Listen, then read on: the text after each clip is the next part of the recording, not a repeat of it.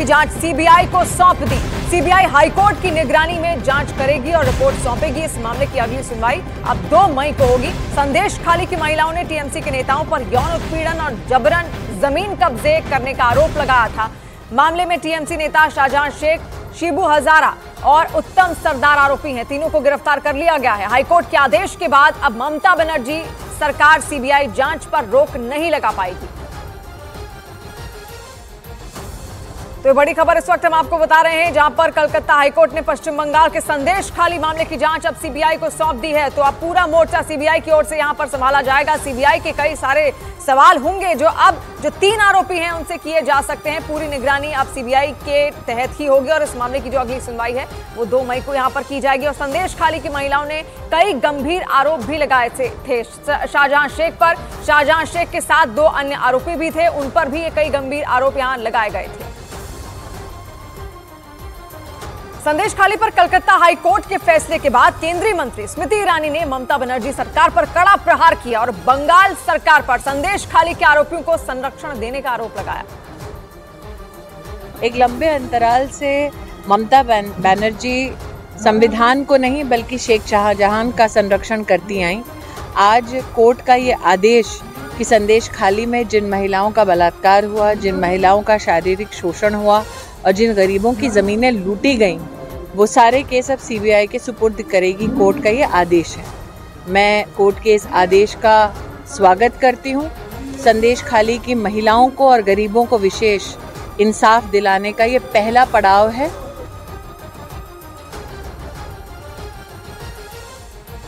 और कलकत्ता हाईकोर्ट की तरफ से संदेश खाली मामले की जांच सीबीआई को सौंपने के फैसले का बीजेपी नेता शुवेंदु अधिकारी ने स्वागत किया है।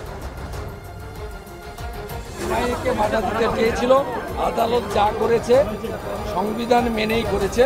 আমি আদালতের এই জাজমেন্টকে স্বাগত জানাই। সিবিআই যদি ইন্ডিপেন্ডেন্টলি কাজ করে রেজাল্ট পাবেন, রাজ্য পুলিশের যদি ভূমিকা থাকে কোনো রেজাল্ট পাবেন। संदेश खाली केस की टाइमलाइन किस तरीके की है, अब आप वो समझिए कैसे इसकी शुरुआत होती है। तो 5 जनवरी सबसे पहली तारीख राशन घोटाला केस में नॉर्थ 24 परगना में ईडी की रेड पड़ती है और शाहजहां शेख के घर पर रेड के दौरान ईडी की टीम पर अचानक से हमला हो जाता है। ये 5 फरवरी की तारीख थी। उसके बाद आती है 8 फरवरी की तारीख। तो 5 जनवरी को क्या कुछ हुआ ये आपने यहाँ पर समझा। ईडी की टीम वहां पर पहुंचती है शाहजहां शेख के कई ठिकानों पर और उसके बाद ईडी की टीम पर ही हमला हो जाता है। फिर तारीख है 8 फरवरी की। 8 फरवरी संदेश खाली की महिलाओं ने रेप का आरोप लगाया शाहजहां शेख पर, उत्तम सरदार और शिबू हाजरा पर।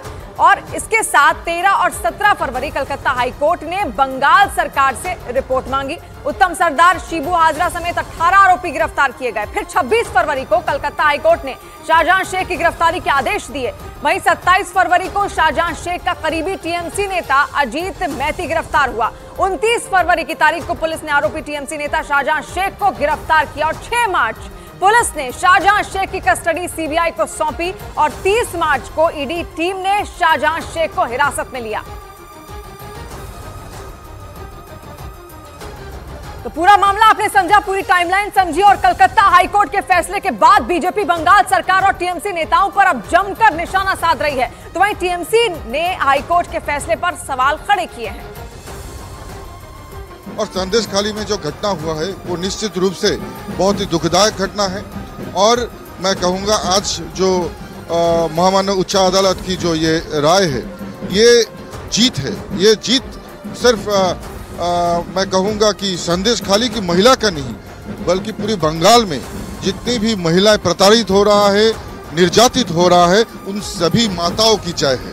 इस तरह का जो राय अब देते हैं हाईकोर्ट से हमारे माननीय विचारपति जो हाईकोर्ट के ऑनरेबल जजेस हैं, ऐसा राय दे कि उसमें उनका निरपेक्षता ये प्रूव्ड हो और लोग को ऐसा न लगे कि कहीं पर इसका इम्पार्शियलिटी नजर नहीं आता है, तो वो दिया है। कलकत्ता में बीजेपी और टीएमसी के समर्थक आमने सामने आ गए। वहां बीजेपी नेता तमाग घोष अपने कुछ कार्यकर्ताओं को साथ लेकर पुलिस थाने में इस बात की शिकायत करने पहुंचे थे कि किसी ने उनके घर पर लगे सीसीटीवी कैमरों को तोड़ा।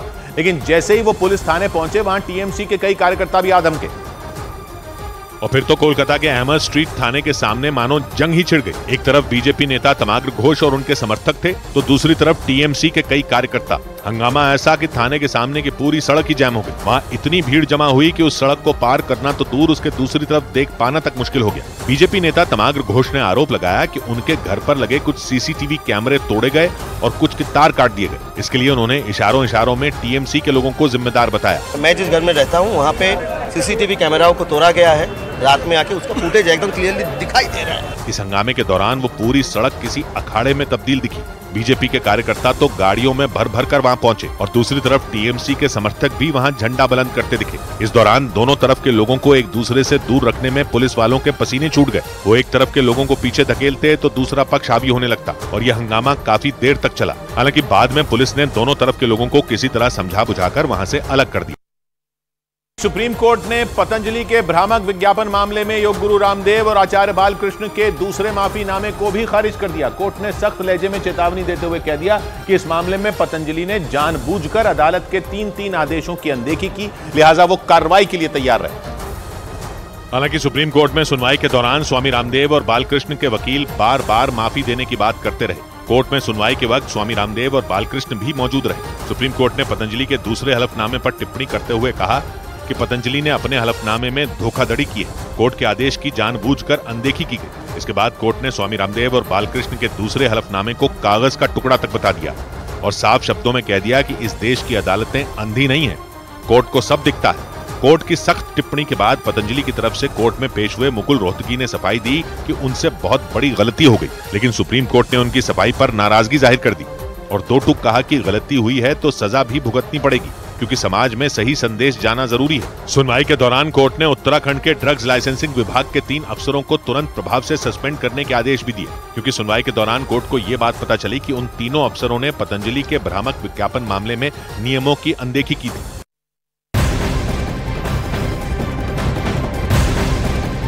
पश्चिम बंगाल पुलिस को कलकत्ता हाईकोर्ट से बड़ा झटका लगा है। बंगाल पुलिस बनाम एनआईए के मामले में कलकत्ता हाईकोर्ट ने पुलिस को कड़ी फटकार लगाते हुए एनआईए अधिकारियों को गिरफ्तार नहीं करने का निर्देश दिया है। हाईकोर्ट ने कहा है कि अगली सुनवाई तक बंगाल पुलिस एनआईए अधिकारियों को गिरफ्तार नहीं करेगी। कोर्ट ने यह भी कहा कि अगर बंगाल पुलिस एनआईए अधिकारियों से पूछताछ करना चाहती है तो उन्हें वीडियो कॉन्फ्रेंसिंग के जरिए पूछताछ करनी होगी। इसके लिए भी पुलिस को करीब 72 घंटे पहले नोटिस देना होगा और इस मामले में अब अगली सुनवाई 29 अप्रैल को होगी। तो इस वक्त बड़ी खबर हम आपको बता रहे हैं किस तरीके से 5 अप्रैल को ये पूरा वाकया होता है और एनआईए के तमाम जो अधिकारी हैं वो उन पर हमले की बात सामने रखते हैं, लेकिन अब ये बात सामने आई है कि जो बंगाल पुलिस है वो सीधे सीधे एनआईए के अधिकारियों को गिरफ्तार नहीं कर सकती है और इसके अलावा अगर उनके सामने पेशी का उनको ऑर्डर देना होता है तो उन्हें 72 घंटे पहले उनको नोटिस भी देना होगा और तभी वो उनके सामने हाजिर होंगे। अगली सुनवाई फिलहाल 29 अप्रैल को होगी और आगे क्या कुछ होगा इस पर